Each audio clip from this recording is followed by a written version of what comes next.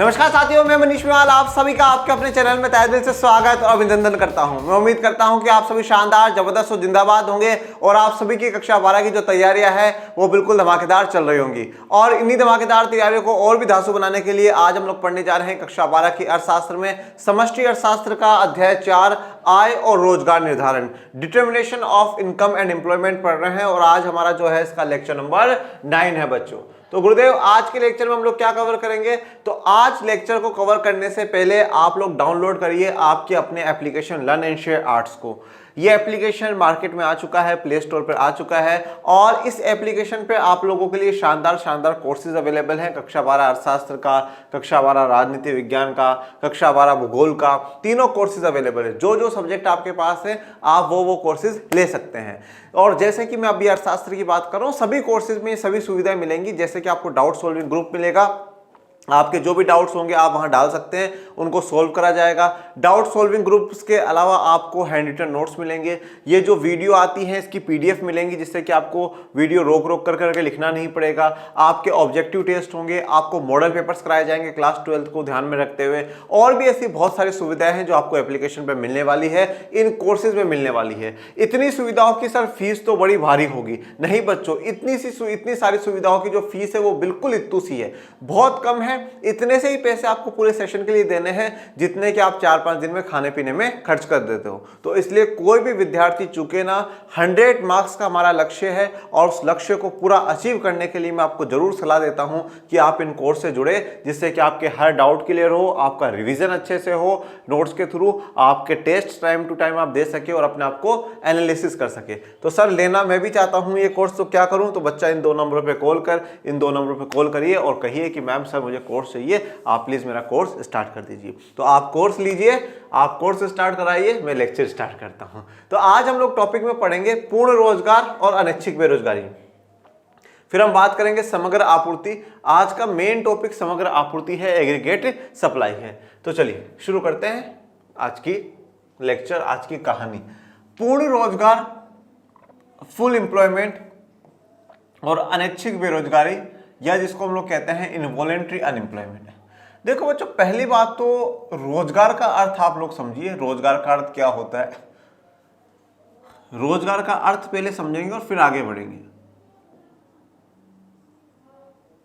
Full employment and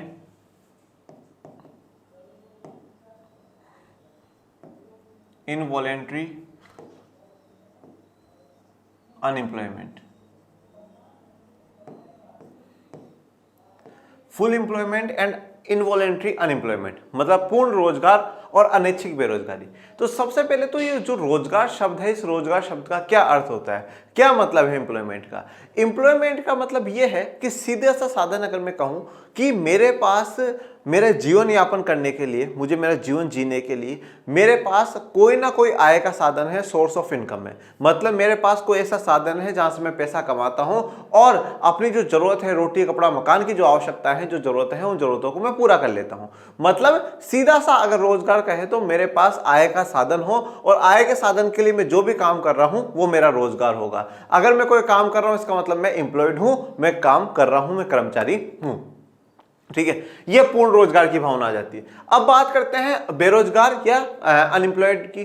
तो बेरोजगार कौन होता है? जिसके पास काम उपलब्ध ना हो, मतलब आय का कोई साधन ना हो, इनकम का कोई सोर्स ना हो कि भैया कहीं से वो पैसे कमा सके, तो उसको क्या कहेंगे? बेरोजगार कहेंगे। पर यहाँ पर एक बात ध्यान रखनी है कि जो ऐसे व्यक्ति हों जो मतलब बिल्कुल ट्राई भी नहीं करते, घर पे ऐसे बेड पे सोते हैं और फिर कहते हैं यार देखो रोजगार ही नहीं है, काम धंधा ही नहीं मिलता है, कैसे काम करें, कुछ है ही नहीं, पैसे ही नहीं है, पैसों का सोर्स ही नहीं, गरीब आदमी हम तो ऐसे लोग जिनकी इच्छा नहीं होती है काम करने की, उनको हम बेरोजगारों में काउंट नहीं करते हैं, क्योंकि वो अपनी मर्जी से बैठे हुए हैं घर पे, और जो मर्जी से बैठा हुआ उसका तो भैया कोई कुछ नहीं कर सकता। तो रोजगार का सीधा सा अर्थ है मतलब हमारे पास आय का साधन हो। जैसे आज मैं यहाँ पढ़ाता हूँ, मुझे अर्निंग होती है तो मेरा यह रोजगार है। ठीक है ना। कोई व्यक्ति डॉक्टर है, वो पेशेंट्स को देखता है, उसको वहां से पैसे मिलते हैं, वो उसका रोजगार है। मतलब उसके लिए कोई ना कोई आय का साधन है, सोर्स ऑफ इनकम उसके लिए है। अब आज जो हम लोग पहले टॉपिक डिस्कस करेंगे वो पूर्ण रोजगार का करेंगे, फुल एम्प्लॉयमेंट का बात करेंगे। पूर्ण रोजगार से तात्पर्य उस स्थिति से है जिसमें वे सभी लोग जो इच्छुक और सक्षम हैं मौजूदा मजदूरी दर पर काम करें बिना किसी अनावश्यक परेशानी के काम पाए। देखिए, पूर्ण रोजगार से मतलब क्या है? ऐसे लोग जिसमें सभी लोगों में कौन है? जो इच्छुक है, मतलब जिनकी इच्छा है काम करने की। ठीक है, अब जो जिनकी इच्छा ही नहीं है उनका तो कुछ ही नहीं कर सकते भाई, वो घर पे सो करके कह रहे हैं काम धंधा है ही नहीं, तो उनका तो कुछ भी नहीं कर सकते। तो ऐसे सभी लोग जिनकी इच्छा भी है और सक्षम भी है। सक्षम होने का मतलब क्या है यहाँ पर? कि वो शारीरिक रूप से भी स्वस्थ है, शारीरिक रूप से भी स्वस्थ है और मानसिक रूप से भी स्वस्थ है।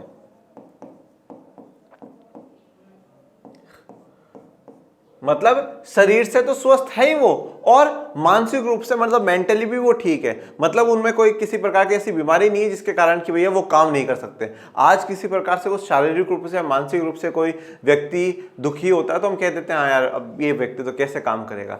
जैसे मैं आपको एक उदाहरण देता हूँ, आपने बहुत सी बार देखा होगा जो लोग कभी कभार पैसे मांगते हैं कि भीख मांगते हैं, दे दो ऐसे दे दो, तो बहुत सी बार लोगों को आपने कहते हुए सुना होगा, अरे यार भाई हट्टा कट्टा शरीर है, तंदुरुस्त सा शरीर है, कहाँ दिक्कत है, तू खुद कमा खुद खा, ये मांगने का काम क्यों करता है? बहुत सी बार सुना होगा। तो वो क्या कहना चाहते हैं कि भाई देख, तू शारीरिक रूप से स्वस्थ है, तू मानसिक रूप से भी स्वस्थ है, तुझे मांगने की कहाँ आवश्यकता आ रही है? तू तो भाई कमा, मेहनत करो, मेहनत कर करके तेरा अधिकार लेके हाँ साहब 2 महीने इतना काम करा, 30,000 में बात हुई तो 30,000 रुपये दो। आप मांग क्यों रहे हो? जब आप शारीरिक रूप से स्वस्थ हो, आप मानसिक रूप से स्वस्थ हो, तो फिर तो आप काम कर सकते हो ना, आप मेहनत कर सकते हो। तो ऐसे सभी लोग जो इच्छुक हो, मतलब काम करना चाहे और सक्षम भी होना बड़ा जरूरी है, मतलब शारीरिक रूप से भी बिल्कुल फिट हो, मानसिक रूप से भी बिल्कुल फिट हो, जो अब भी मौजूदा मजदूरी दर चल रही है उस मौजूदा मजदूरी दर पर काम करे और बिना किसी परेशानी के वो काम पाए। मतलब सीधी सी बात है, ऐसे लोग जो अब भी मजदूरी चल रही है उस मजदूरी पर इच्छुक और सक्षम लोग काम करना चाहते हैं और उनको काम मिल जाए, वो रोजगार है। सीधी सी बात है। मतलब अब भी जैसे मान लीजिए कि 300 रुपए पर डे के हिसाब से चल रहा है और 300 रुपए पर डे पर कोई व्यक्ति काम करना चाहता है और वो मानसिक और शारीरिक रूप से फिट है, तो उसको काम मिल जाए, उसको हम लोग क्या कहेंगे? पूर्ण रोजगार कहेंगे। अब पूर्ण रोजगार या फुल एम्प्लॉयमेंट का जहां पर आप अर्थ समझते हैं, मतलब सारे के सारे लोग रोजगार में, किसी के पास भी ऐसा नहीं है जिसके पास काम धंधा ना हो, सबके पास काम धंधा है। तो क्या ये ऐसा है? ये भी हम आगे जानेंगे।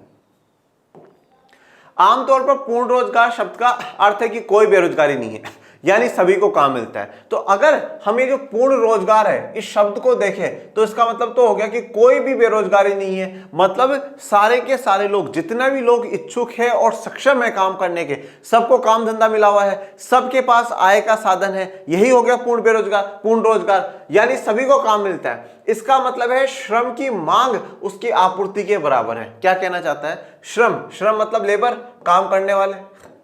तो काम करने वालों की जितनी डिमांड है मार्केट में, ठीक है, उतनी ही क्या हो रही है? सप्लाई भी हो रही है, उतनी सप्लाई भी हो रही है। मतलब सीधी सी बात अपन कह सकते हैं, जितने काम करने वालों की आवश्यकता है उतने काम करने वाले हैं, या जितने काम करने वाले इच्छुक हैं, सक्षम हैं, उन सबको काम मिला हुआ है। तो ये हो गया पूर्ण रोजगार। पर क्या सच में पूर्ण रोजगार एक ऐसी स्थिति है जहां पर कोई भी व्यक्ति बेरोजगार नहीं रहता, जहां पर जितनी भी आबादी जो सक्षम है मानसिक और शारीरिक रूप से, जो इच्छुक है, उन सबको रोजगार मिल जाता है? क्या ऐसी स्थिति है पूर्ण रोजगार? नहीं। यहां पर जब हम समष्टि अर्थशास्त्र में, मैक्रो इकोनॉमिक्स में पढ़ते हैं, तो यहां पर ऐसा नहीं है कि कोई भी बेरोजगार नहीं है। हालांकि अर्थशास्त्र में पूर्ण रोजगार के दौरान कुछ प्रकार की बेरोजगारी हो सकती है। तो यहां पर हालांकि समष्टि अर्थशास्त्र है, समष्टि अर्थशास्त्र में पूर्ण रोजगार के दौरान भी कुछ प्रकार की बेरोजगारी हो सकती है। मतलब जब फुल एम्प्लॉयमेंट की कंडीशन दिख रही हो, जबकि भैया श्रम की जितनी मांग है उतनी आपूर्ति है, पर उसमें भी क्या है, कुछ ना कुछ आपको थोड़ी बहुत बेरोजगारी दिख सकती है। इसका मतलब है कि पूर्ण रोजगार का मतलब शून्य बेरोजगार या 100% रोजगार नहीं है। मतलब यहां पे ध्यान दीजिएगा, बड़ी इंपॉर्टेंट बात ये कह रहा है कि फुल एम्प्लॉयमेंट जो है, फुल एम्प्लॉयमेंट का मतलब, ठीक है, ना तो ऐसा है कि जीरो अनएम्प्लॉयड हो, मतलब कोई भी एक भी ऐसा व्यक्ति नहीं है जो बेरोजगार हो, या फुल एम्प्लॉयमेंट पूर्ण रोजगार का मतलब यहां पे ये नहीं है कि जीरो अनएम्प्लॉयमेंट, कोई भी व्यक्ति बेरोजगार नहीं है, या 100% एम्प्लॉयमेंट हो, मतलब कोई भी बेरोजगार नहीं, इसका अंदर सारे के पास रोजगार है। तो यहाँ पे फुल एम्प्लॉयमेंट, पूर्ण रोजगार का मतलब कभी भी ऐसा नहीं होता कि 100% जो जनता है उसके पास रोजगार होगा, 100% जनता के पास काम धंधा होगा, ऐसा नहीं है। सीधी सी बस आपको पूर्ण रोजगार इतना ध्यान रखना है, जितने भी लोग इच्छुक है और सक्षम है उनको उस मजदूरी दर पे काम मिला हुआ है तो वो पूर्ण रोजगार हो जाएगा। परंतु पूर्ण रोजगार में ऐसा नहीं है कि सारे के सारे जितने लोग काम चाहते हैं उतनों को काम मिला हुआ है, ऐसा नहीं है। पूर्ण रोजगार के तहत दो प्रकार की बेरोजगारी हो सकती है। तो पूर्ण रोजगार के तहत कितने प्रकार की बेरोजगारी होगी? दो प्रकार की बेरोजगारी होगी।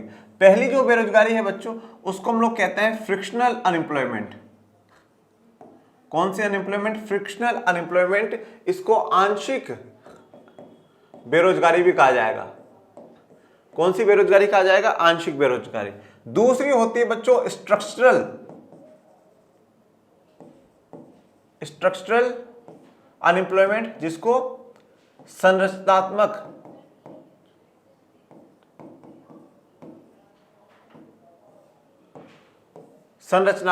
बेरोजगारी भी कहा जाएगा। तो सबसे पहले आंशिक बेरोजगारी, यह अस्थायी बेरोजगारी को संदर्भित करता है। कैसी बेरोजगारी दिखा रहा है? अस्थायी है, टेम्परेरी है। ऐसा नहीं है कि फिक्स है, अभी हो गई तो बस ये चलेगी लंबे समय तक, नहीं। अस्थायी है, टेम्परेरी बेरोजगारी है, जो उस अवधि के दौरान मौजूद होती है जब श्रमिक एक नौकरी छोड़ देते हैं और दूसरी नौकरी में शामिल हो जाते हैं। तो देखिए आंशिक बेरोजगारी क्या है? आंशिक बेरोजगारी उस अवधि को, उस टाइम पीरियड को शो करती है। पहली बात तो ये क्या है? अस्थायी है, और ये उस अवधि, उस टाइम पीरियड को शो कर रही है जब यहां पर एक व्यक्ति काम कर रहा था और ये यहां से काम छोड़कर करके दूसरी जगह काम करने लग जाता है। तो अब यहां पर तो क्या हो गई? जगह खाली हो गई। तो मतलब यहाँ पे तो आवश्यकता है, तो मतलब कोई ना कोई व्यक्ति ऐसा है जो बेरोजगार बैठा है और यहाँ लगना चाहिए। तो ये क्या हो गई? आंशिक बेरोजगारी हो गई। मतलब कुछ हद तक देखो, आंशिक का मतलब क्या होता है? कंप्लीट नहीं है, ठीक है, अंश है। जैसे मैं आज अपन कहें कि ये जो हाथ है ये मेरे शरीर का एक अंश है, मतलब अंग है ना, पूरा शरीर तो नहीं है ना हाथ, ये एक अंश है। इसी प्रकार से जैसे अपन लोगों ने कहते हैं कि जो धार्मिक रूप से अगर देखें तो कहा जाता है कि हम जो परमपिता परमेश्वर है, जो गॉड है, ईश्वर है, उसके हम अंश है, मतलब ठीक है, मतलब उसके छोटा सा पार्ट अपनी आत्मा है और वो अपने शरीर में है, मतलब कंप्लीट नहीं है, अपन छोटा सा अंश है अपन लोग। तो उसी प्रकार से आंशिक का मतलब क्या होता है? पूरे इकोनॉमी में कुछ थोड़ा बहुत क्या है, वहां पे बेरोजगारी, आंशिक रूप से बेरोजगारी होती है, कुछ समय के लिए बेरोजगारी देखने को मिलती है। यह श्रम बाजार की खामियों के कारण उत्पन्न होता है, जैसे नौकरियों की उपलब्धता के बारे में बाजार की जानकारी की कमी और श्रमिकों की ओर से पूर्ण गतिशीलता की कमी। यह श्रम बाजार की खामियों के कारण होता है। श्रम बाजार की खामियां मतलब जो मार्केट होता है, जो पूरा लेबर मार्केट होता है, उसमें कुछ खामियां, कुछ परेशानियां हो, उसके कारण होता है। नौकरियों की उपलब्धता के बारे में बाजार की जानकारी की कमी, मतलब क्या है कि नौकरी की उपलब्धता कहाँ कितनी है उसकी जानकारी नहीं रहती, कि बाजार में कहाँ कितनी नौकरी उपलब्ध है, कहाँ काम मिलेगा, कितने पैसे में मिल जाएगा, ये सब कुछ। श्रमिकों की ओर से पूर्ण गतिशीलता की कमी, और जो श्रमिक होते हैं वो पूर्ण गतिशील नहीं होते। पूर्ण गतिशीलता की कमी का क्या है कि मतलब वो पूरे कह सकते हैं कि एफर्ट्स नहीं लगाते कि साहब हम लोग दूसरी जगह वहां काम मिल जाएगा, वहां और ढूंढ लें, वहां और प्रयास कर लें। नई मशीनों का आगमन, उत्पादन प्रक्रिया में राष्ट्रीयकरण या संयंत्र के खराब होने से भी घर्षण बेरोजगारी हो सकती है। घर्षण बेरोजगारी या आंशिक बेरोजगारी। नए मशीनों का आगमन, अब देखो जब नई मशीनों का आगमन हो जाता है ना, तो जैसे मान लीजिए कोई लोग हैं, अब वो कहेगा नहीं नहीं साहब ये मशीनें तो मुझे नहीं आती, तो मैं छोड़ करके जा रहा हूं, तो वहां बात आ गई, वो व्यक्ति बेरोजगार हो सकता है। उत्पादन प्रक्रिया में राष्ट्रीयकरण, राष्ट्रीयकरण का मतलब क्या होता है कि वो सरकार के अंडर में आ गए, तो अब इतने समय तक अगर वो प्राइवेट में वहां के लोग काम कर रहे थे तो वो बेरोजगार हो जाएंगे, सरकार अपने कर्मचारी वहां पे लगाएगी। या संयंत्र के खराब, या जो प्लांट है वहां पे पूरा, उसके खराब होने से भी क्या हो जाएगा, मतलब जैसे मान लीजिए कोई प्लांट है, कोई फैक्ट्री, वो खराब हो गई वहां पे, तो वहां के जो लोग हैं वो भी बेरोजगार हो जाएंगे। ऐसे समय में इस बीच को क्या कहा जाएगा?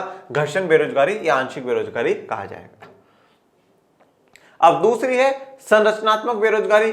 यह बेरोजगारी को संदर्भित करता है जिसमें बेरोजगार व्यक्तियों और विशिष्ट प्रकार के श्रमिकों की मांग के बीच बेमेल के कारण लोग बेरोजगार रहते हैं। यह अर्थव्यवस्था में संरचनात्मक परिवर्तनों से जुड़ा हुआ है। देखो अब एक्चुअल में क्या कहा गया है, जिसमें बेरोजगार व्यक्तियों और विशिष्ट प्रकार के श्रमिकों की मांग के बीच। देखो अब जैसे फॉर एग्जाम्पल मैं आपको एक उदाहरण देता हूं।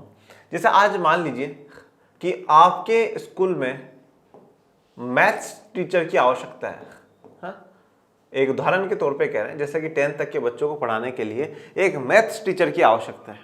तो अब जो मैथ्स का टीचर है वो एक स्पेशलिस्ट होना चाहिए, विशिष्ट व्यक्ति होना चाहिए जिसको पूरी मैथ्स आती हो, 10th तक की पूरी मैथ्स में कमांड हो, वही व्यक्ति कर सकता है। तो अब यहाँ पर एक्चुअल में क्या है कि मैथ्स टीचर की जरूरत है, पर मैथ्स वाला जो टीचर है, मतलब जिसमें मैथ्स का पूरा ज्ञान हो, वो वाला टीचर मिल नहीं रहा है, इसलिए बेरोजगारी।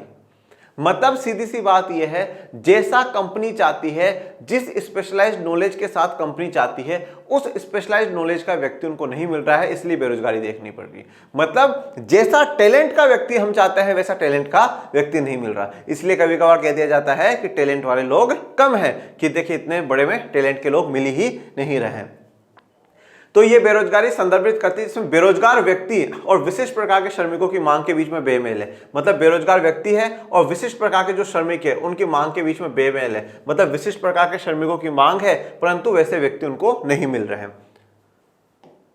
उदाहरण के लिए कंप्यूटरीकरण के कारण जिन श्रमिकों के पास कंप्यूटर का पर्याप्त ज्ञान नहीं है, वे तब तक बेरोजगार रहेंगे जब तक वे कोई कंप्यूटर कोर्स या प्रशिक्षण नहीं ले लेते। इन दोनों प्रकार की बेरोजगारी की उपस्थिति को बेरोजगारी की प्राकृतिक दर कहा जाता है। अब देखिए, अब जैसे मान लीजिए कंप्यूटरीकरण हो गया, अब कंप्यूटरीकरण हो गया, कंप्यूटराइज्ड हो गया, तो अब कंप्यूटराइज्ड हो गया तो इसका मतलब ये हो गया कि भैया जो व्यक्ति वहां पहले काम करते थे तो उनको कंप्यूटर नहीं चलाना आता, अब वहां पर कंपनी को कैसे लोग चाहिए जिनको कंप्यूटर चलाना आता हो, तो अब स्पेशलाइज्ड लोगों की जरूरत है, ऐसे लोग जिनको कंप्यूटर चलाना आता होगा, और बाकी अब जिनको नहीं आता वो फिर बेरोजगार हो जाएंगे, या फिर वो कोर्स करे, पूरा सीखे और फिर वहां पे कंप्यूटर वाली पोस्ट पे लग जाए। ये जो दोनों है आंशिक और संरचनात्मक, इन दोनों को क्या कहा जाएगा? बेरोजगारी की प्राकृतिक दर कहा जाएगा, natural rate of unemployment. Okay, अब हम बात करते हैं अनैच्छिक बेरोजगारी की।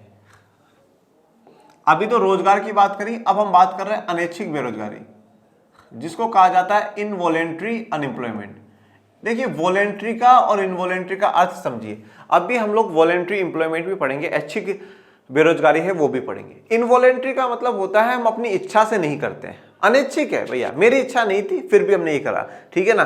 तो इनवॉलेंट्री मतलब हमारी इच्छा से नहीं करा। वॉलेंट्री का मतलब होता है हमारी इच्छा से कोई चीज करी हुई होती है तो वो वॉलेंट्री होती है। जैसे मान लीजिए कहीं पर जैसे आपने देखा होगा ब्लड डोनेशन है, जो रक्तदान है, तो लोग अपनी इच्छा से देते हैं, तो वॉलेंट्री है भैया, इच्छा से जो देना चाहे वो दीजिए, और बाकी किसी पे दबाव नहीं है कि घर से पकड़ पकड़ के ले चलेंगे कि साहब आप तो अपना खून दो, ऐसा तो है नहीं। वॉलेंट्री है, आपकी मर्जी है तो आप दीजिए, नहीं तो मत दीजिए, कोई इट्स ओके, ऐसा कोई दबाव वाली बात है नहीं। तो वॉलेंट्री का मतलब इच्छा से है और इनवॉलेंट्री मतलब बिना इच्छा के। तो कुछ ऐसे लोग भी हैं जो बेरोजगार हैं पर उनकी इच्छा नहीं कि वो बेरोजगार रहे, मतलब अनिच्छा से वो बेरोजगार है। क्या है देखिए, अनैच्छिक बेरोजगारी से तात्पर्य उस बेरोजगारी से है जिसमें वे सभी लोग जो मौजूदा मजदूरी दर पर काम करने के इच्छुक और सक्षम हैं, उन्हें काम नहीं मिलता। मतलब जो मौजूदा मजदूरी दर है उस पर काम करने के इच्छुक भी हैं, इच्छा है उनकी और सक्षम भी है, पर उन्हें काम नहीं मिल पा रहा है, उन्हें काम नहीं मिल पा रहा है। अब काम नहीं मिल पा रहा है तो वो क्या हो रहा है, अपने मजबूरी के कारण क्या है बेरोजगार बैठे हुए। इच्छा से नहीं है कि चलो बढ़िया मौज हो गई भैया, काम नहीं मिला, सोऊंगा वापस सोने का, ऐसा नहीं। उनको काम की जरूरत है, उनको पैसों की आवश्यकता है, परंतु वो उस काम को करने के लिए सक्षम भी है, पर कहीं पर भी जाते हैं तो कहते हैं भैया हमारे पास काम नहीं है, भैया इतने में करवा लेना। बोले भैया इतने में काम है नहीं, कहां से करवा ले, कहां बिठाएंगे आपको, इतने लोग पहले से, कहां मैं आपको काम दूंगा। तो उनको काम नहीं मिलता है। काम नहीं मिलता है जब वो अनैच्छिक बेरोजगारी आ जाती है। अनैच्छिक बेरोजगारी के तहत लोगों को उनकी इच्छा के विरुद्ध या मजबूरी में बेरोजगार कर दिया जाता है। तो अनैच्छिक बेरोजगारी के तहत लोगों को उनकी इच्छा के विरुद्ध या मजबूरी में बेरोजगार कर दिया जाता है। मतलब या तो उनकी इच्छा के विरुद्ध, मतलब उनकी इच्छा है काम करने की पर उनको बेरोजगार कर दिया जाएगा, या मजबूरी में बेरोजगार होना पड़ता है। यह ध्यान दिया जाना चाहिए कि किसी अर्थव्यवस्था में कुल बेरोजगारी का आकलन करते समय केवल अनैच्छिक बेरोजगारी पर विचार किया जाता है। पूर्ण रोजगार का तात्पर्य अनैच्छिक बेरोजगारी की अनुपस्थिति से है। तो देखिए, यह ध्यान दिया जाना चाहिए कि कुल बेरोजगारी का आकलन करते समय केवल अनैच्छिक बेरोजगारी पर विचार किया जाता है। अभी हम ऐच्छिक बेरोजगारी भी पढ़ेंगे, पर वहां पर जब हम बेरोजगारी की बात कर रहे हैं तब सिर्फ और सिर्फ अनैच्छिक को, कुल बेरोजगारी टोटल अनएम्प्लॉयमेंट कितना है उसमें सिर्फ और सिर्फ हम केवल अनैच्छिक बेरोजगारी पर ही विचार करेंगे। पूर्ण रोजगार का तात्पर्य है अनैच्छिक बेरोजगारी की अनुपस्थिति। मतलब क्या कह रहा है, बड़े ध्यान से सुनिएगा। फुल एम्प्लॉयमेंट का मतलब क्या है? फुल एम्प्लॉयमेंट का मतलब है कि वहां पर अनैच्छिक या इनवॉलेंट्री जो है अनएम्प्लॉयमेंट ना हो। मतलब ऐसा ना हो कि जहां पे जितने लोग काम चाहते हैं, सक्षम भी है, इच्छुक भी है, उनको काम नहीं मिल रहा हो, ये वाली जो कंडीशन है कि काम नहीं मिल रहा हो, ये बिल्कुल भी ना हो, तो हम कह देंगे भाई फुल एम्प्लॉयमेंट है। तो क्या कहा गया है, पूर्ण रोजगार का तात्पर्य अनैच्छिक बेरोजगारी की अनुपस्थिति से है, मतलब अनैच्छिक बेरोजगारी अनुपस्थित रहे, वो प्रेजेंट ना रहे, वो बिल्कुल भी ना रहे।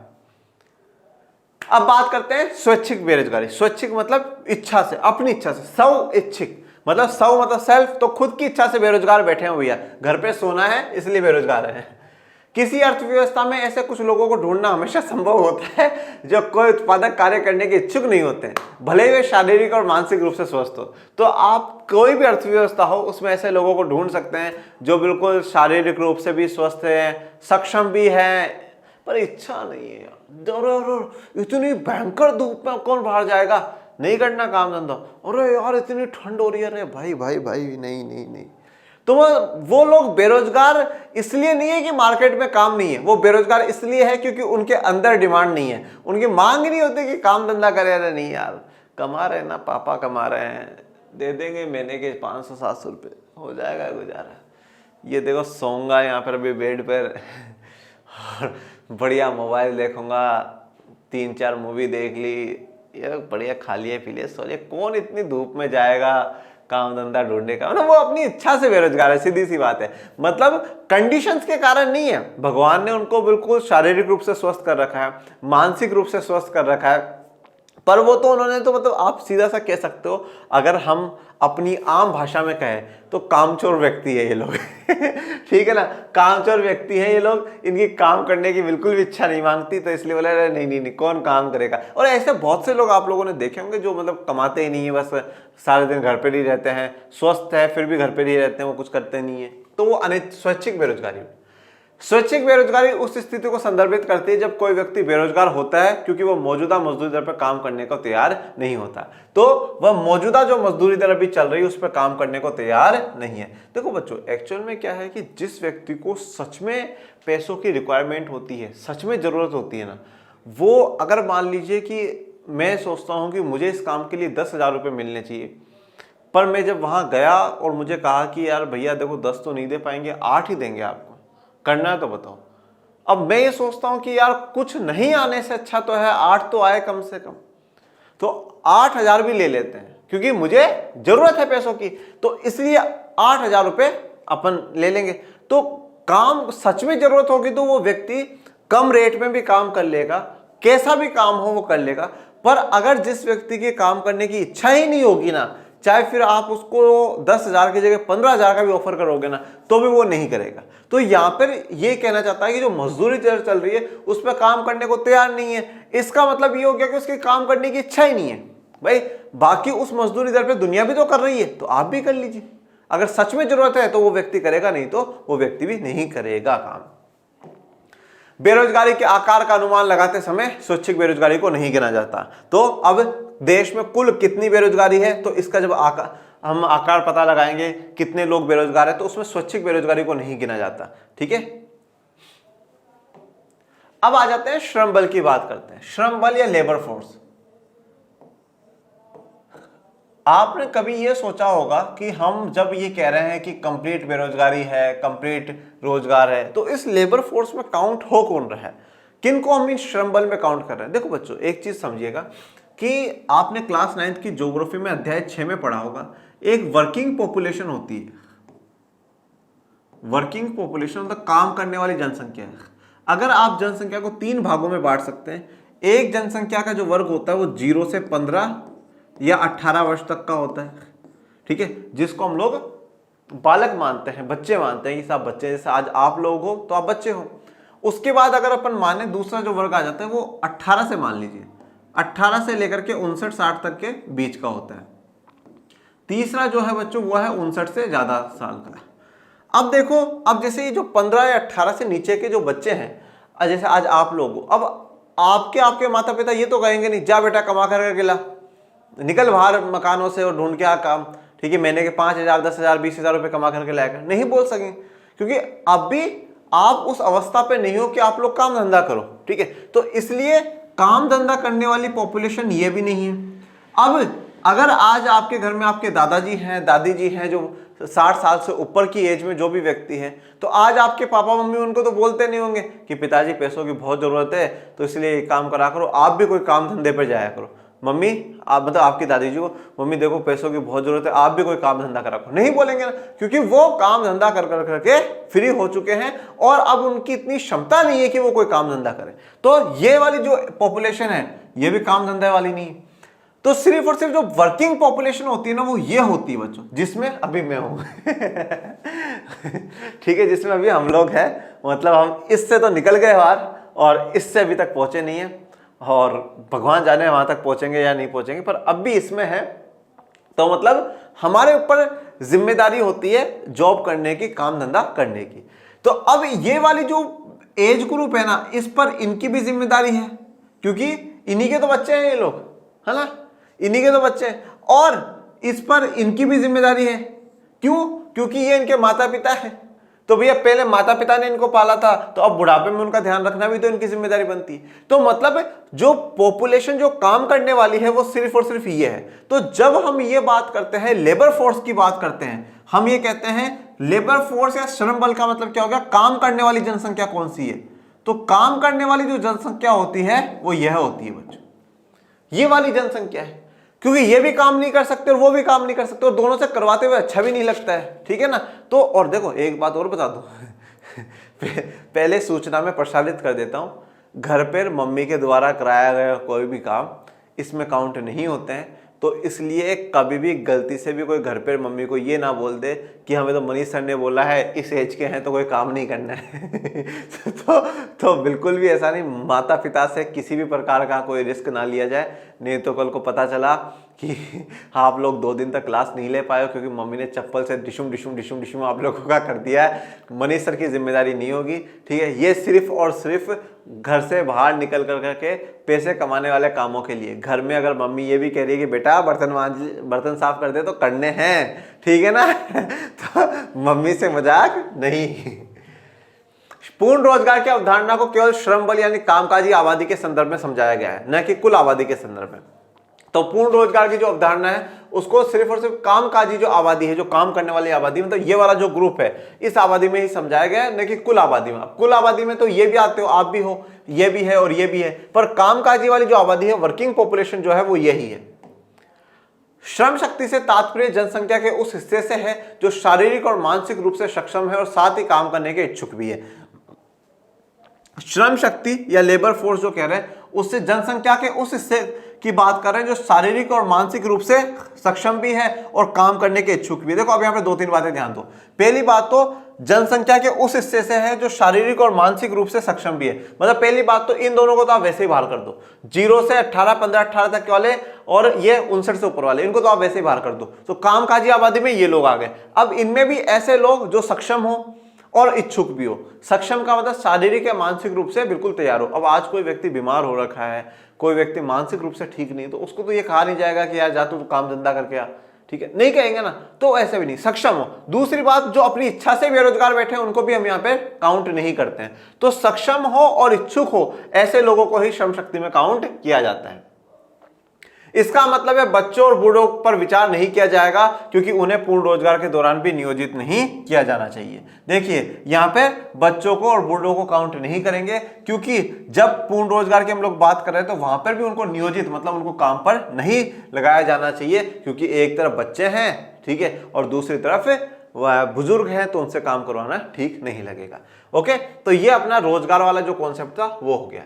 अब अपन लोग बढ़ते हैं हमारे आज के मेन टॉपिक की तरफ, जो है समग्र आपूर्ति।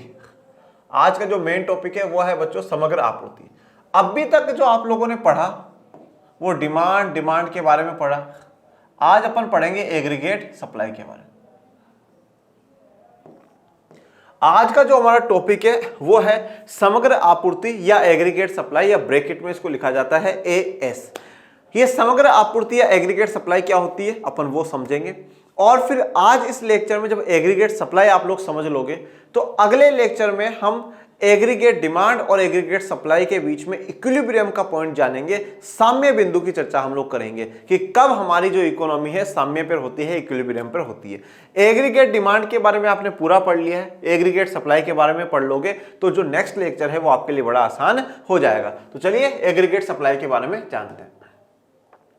समग्र आपूर्ति एएस अंतिम वस्तु और सेवाओं के मौद्रिक मूल्यों को संदर्भित करती है, जो सभी निर्माता एक निश्चित समय अवधि में अर्थव्यवस्था में आपूर्ति करने के इच्छुक हैं। तो समग्र आपूर्ति क्या है कि जो अंतिम वस्तुएं और अंतिम सेवा है उनका मौद्रिक मूल्य, मतलब मॉनेटरी वैल्यू क्या है। मतलब भैया जैसे मान लो कि पूरे देश में 10,000 सामान बने हैं और हर सामान की कीमत 1,000 रुपए है, तो ये कितना हो गया,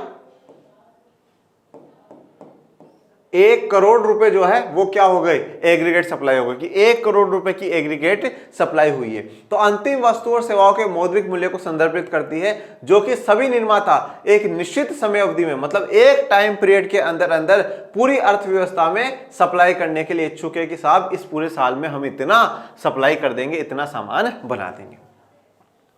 अब आपको एक इंटरेस्टिंग बात बताने जा रहा हूं, जिसको बड़े ध्यान से सुनिएगा, जो है समग्र आपूर्ति बराबर राष्ट्रीय आय। क्या कह रहा है ये कह रहा है कि एग्रीगेट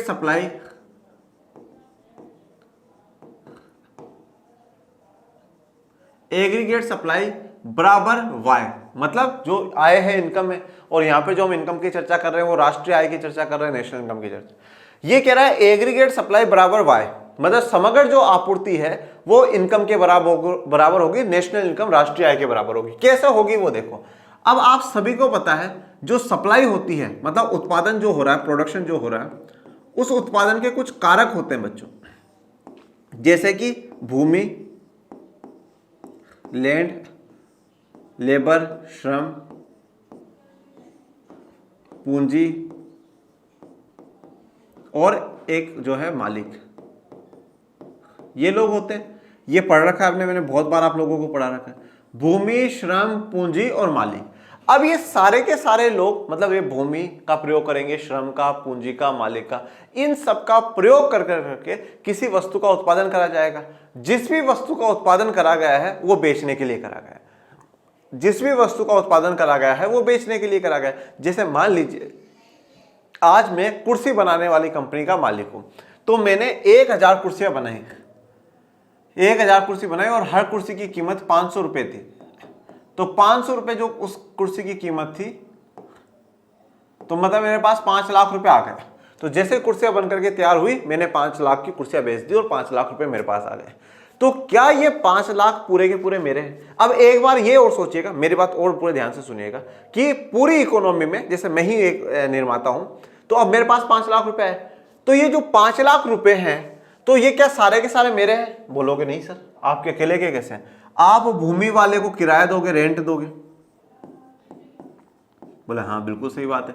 श्रम जो आपके पास काम कर रहा है उसको आप मजदूरी दोगे या वेतन जो कह सकते हो वो दोगे, मजदूरी या वेतन दिया जाएगा। पूंजी का किराया दिया, पूंजी का ब्याज दिया जाएगा। इन सबको घटाने के बाद आपका जो बचेगा वो लाभ बचेगा। हाँ बिल्कुल सही बात। तो ये जो भूमि का मालिक है उसकी क्या हो गई? आय हो गई। ये जो मजदूर है उसकी क्या हो गई? आय हो गई। जिसने पूंजी पैसा दिया था ये उसकी आय हो गई, ये मालिक की आय हो गई। तो मतलब मैं ये कह रहा हूं जितना उत्पादन करने से एग्रीगेट सप्लाई कितनी थी? 5 लाख की थी, और ये 5 लाख इन सबके बीच में बट गए। तो ये सबके बीच में बट गए और फिर सरकार क्या करेगी? राष्ट्रीय आय देखेगी। हाँ भाई तुमने कितना कमाया, तुमने कितना कमाया, तुमने कितना कमाया, तुमने कितना कमाया। तो ये फिर वापस कितना आएगा?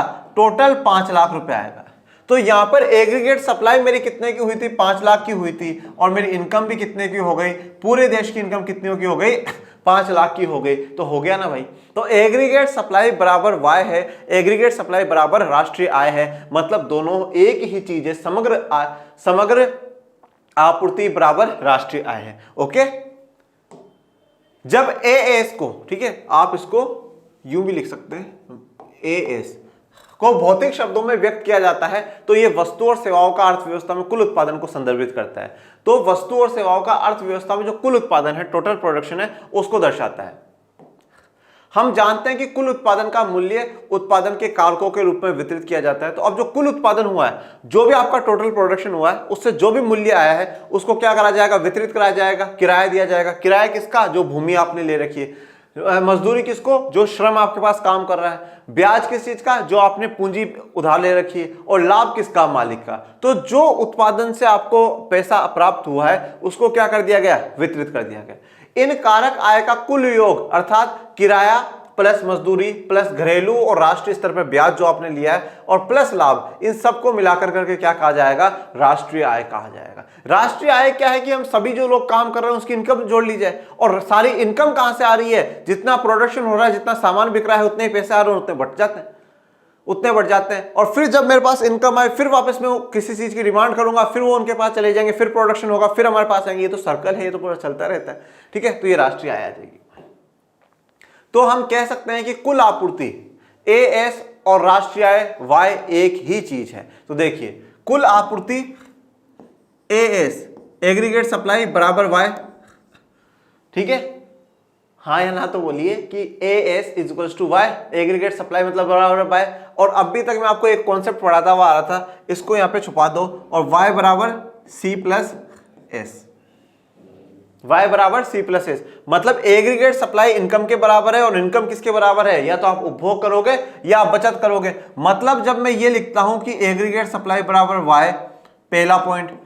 दूसरा मैं ये भी लिख सकता हूं कि y is equal to C plus S, बोला हाँ सर लिख सकते हो। और मैं ये भी तो लिख सकता हूं ना कि aggregate supply plus C plus S, क्योंकि एग्रीगेट सप्लाई y के बराबर है और y की वैल्यू c प्लस एस के बराबर है। तो aggregate supply is equal to C plus S हो गया ना। मतलब जो कुल आपूर्ति होगी वो या तो कंज्यूम होगी या बचेगी, क्योंकि एग्रीगेट सप्लाई किसके बराबर है, इनकम के बराबर है बच्चों। ओके,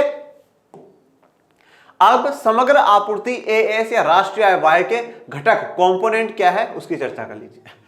राष्ट्रीय आय का बड़ा हिस्सा वस्तु और सेवाओं की खपत पर खर्च किया जाता है और शेष बचा लिया जाता है। इसका मतलब y या तो उपभोग की जाती है या बचाई जाती है। मतलब y is equal to C plus S, या तो जो राष्ट्रीय आय है उसको उपभोग कर लिया जाएगा मेरे प्यारे बच्चों, या उसको बचा लिया जाएगा। ये बात अब मैं ज्यादा नहीं समझाऊंगा, क्यों, क्योंकि शुरुआत से यही चीज आप लोगों को समझाते हुए आ रहा हूं मैं। ओके, तो चलिए अब एक एग्रीगेट सप्लाई का आप यहाँ पे कर्व देख लीजिए। यहाँ पर इनकम है 0 से 600 तक, फिर कंजप्शन है, सेविंग है, और एग्रीगेट सप्लाई कैसे निकाल लोगे, सी प्लस एस करोगे। तो सी प्लस एस करोगे ये, और फिर यहाँ पर क्या है, ये आपकी इनकम की लाइन जा रही है, मतलब एग्रीगेट सप्लाई की लाइन जा रही है। इनकम, नेशनल इनकम की लाइन और एग्रीगेट सप्लाई की लाइन एक ही बात है। इनकम की लाइन और एग्रीगेट सप्लाई की लाइन एक ही बात है, 45 डिग्री पे बन रही है। और 45 डिग्री पे बनने का मतलब क्या बच्चों, देखो 45 डिग्री पे ये लाइन बन रही है। ये जो होता है ये 90 डिग्री का एंगल होता है, ठीक है, 90 डिग्री का बना हुआ एंगल है। इसको बीच में से काटता हुआ जा रहा है, 45 बीच में से ये लाइन जो है एग्रीगेट सप्लाई की जा रही है।